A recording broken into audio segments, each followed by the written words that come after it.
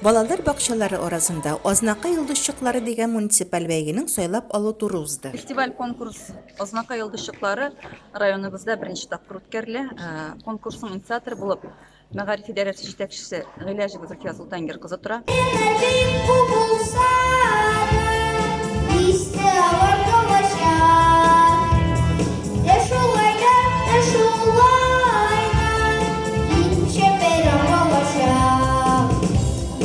Фестивальдә 100дән артык бала вокал, хореография, инструменталь ансамбль, хор, конферанс номинацияләре буенча бәйге тотты.